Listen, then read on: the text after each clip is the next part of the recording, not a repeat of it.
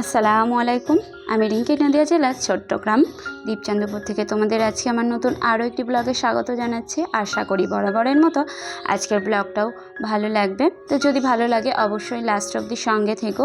আর এই যে এখন তো বর্ষার ওয়েদার, তো সকালে ঘুম থেকে উঠে দেখি গিয়ে বাইরে বেশ বৃষ্টি হয়েছে। আর এই গাছের দিকে তাকিয়ে দেখছি কি যে গাছটা হয়তো মারা যাবে, মানে পাতাগুলো অনেকটা ঝিমিয়ে গেছে। জানি না, সম্ভবত বরবত ছিল যে গাছের গোড়াটা পচে যাচ্ছে। তো যাই হোক, আমি কিন্তু সকালে উঠে ফ্রেশ হয়ে বাসনপত্র দু একটা ছিল সেগুলো মেজে ধুয়ে ঘর দোর ঝাড় দিয়ে তারপর তোমাদের সামনে এসেছি।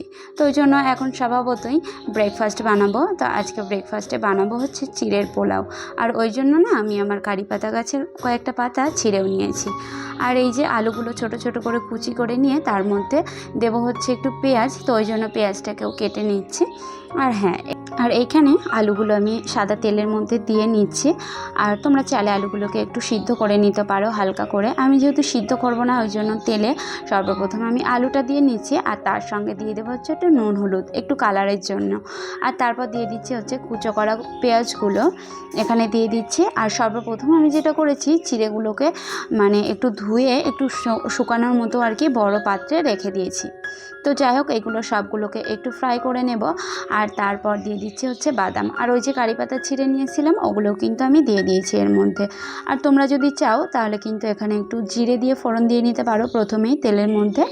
আর আমি একটু মিষ্টি ফ্লেভার চাইছি, তো ওই জন্য আমি এখানে একটু চিনি দিয়ে নিলাম। আর এই যে আমার এই চিড়েগুলো কিন্তু লাল আর সাদা দুই রকম ছিল। তো ওই জন্য পুরোপুরি ঝরঝরে ভাবটা নেই, কারণ সাদা চিড়েগুলো না খুব সহজেই নরম হয়ে যায়। তো যাই হোক, যেটা ঘরে ছিল সেইগুলো দিয়েই বানিয়ে নিচ্ছি। আর এই যে সমস্ত কিছু দিয়ে নাড়াচাড়া করে একটু ফ্রাই করে শেষে একটু ফ্লেভারের জন্য, টেস্ট বাড়ানোর জন্য আমি একটু ঘি দিয়ে নিয়েছি। আর এই যে গরম গরম টেবিলে সার্ভ করে দিয়েছি। তো এটা খেতে দিয়ে আমি যতক্ষণ খাটনি করে করলাম, আমার পাতেই কিন্তু ছিল খুব সামান্যই, মানে খেতে ভীষণ ভালো হয়েছিল। তো সবাই খেয়েছে। তো যাই হোক, তারপর মেয়ে ঘুম থেকে উঠে পড়েছে, মেয়েকে ব্রাশ ট্রাশ করিয়ে দিয়েছি। আর এই যে আমি বিছনাটা একটু গুছিয়ে নিচ্ছি। আর এই দিকটা একটু তোষকের নিচে জাজিমের নিচ অব্দি দিয়ে দিচ্ছি, কারণ তাহলে চাদরটা একটু টান টান হয়ে থাকে। আর বুঝতেই পারছো বাড়িতে বাচ্চা কাচ্চা থাকলে কী অবস্থা হয়, মানে সে একটা বাজে বিচ্ছিরি ব্যাপার হয়। তো যাই হোক, তারপর আজকে যেহেতু বর বাড়ি ছিল আর আমাদের সবজি নিয়ে বাজারে গেছিলো, তো বর আজকে ওখান থেকে খাবে বলে একটু কলমি শাক নিয়ে এসছে। আর সঙ্গে আম এনেছে, এই আমগুলো কিনে এনেছে। আর আগের যে আম ওগুলো কিন্তু আমাদের গাছের আম। আর সঙ্গে কিন্তু পটলও নিয়ে এসছে। তো যাই হোক, দেখা যাক আজকে কি দুপুরে করা যায়। আর তার সঙ্গে মানে একদিন এসে খাবার ধুম পড়েছে আয়োজনের। তো আমগুলোকে আমি এখানে সেলফে রেখে দিচ্ছি। আর তার মধ্যেই বড় আমগুলো আর ছোটো আমগুলো বেশ দুটো কেটে নিয়েছি সকালে ব্রেকফাস্টে একসঙ্গে খাবো বলে। তো যাই হোক, বর তার সঙ্গে কিন্তু এখানে নান নিয়ে এসেছিলো বাজার থেকে। তো আজকে সকালের খাওয়া দাওয়াটা পুরো এই দিয়ে হয়ে গেছে, জমে গেছে। আর আমি কিন্তু ওদিকে সিদ্ধ ভাত বসিয়ে দিয়েছিলাম, তো সেটা পুরোই থেকে গেছে। তো যাই হোক, খাওয়া দাওয়া সেরে নিয়ে বাজার হাট গুছিয়ে নিয়ে এবার আমি চলে এসেছি দুপুরের জোগাড় যন্ত্র করতে। ওই যে কলমি শাকগুলো নিয়ে এসেছিলো, আমি বাইরে গিয়ে বেছে নিয়ে বাকি ওই যে অতগুলো বাদ গেছে ওগুলো সব ফেলে দিয়ে এবার কলমি শাকগুলোকে আমি আজকে চাকু দিয়েই কেটে নিচ্ছি। কারণ আমি দেখলাম যে বটির থেকে কিন্তু চাকুতেই বেশি মিহি করে কাটা যাচ্ছে। তো যাই হোক, সকালে যেহেতু ভাতটা রয়েছে, ভাতটাকে গরম করে নেব।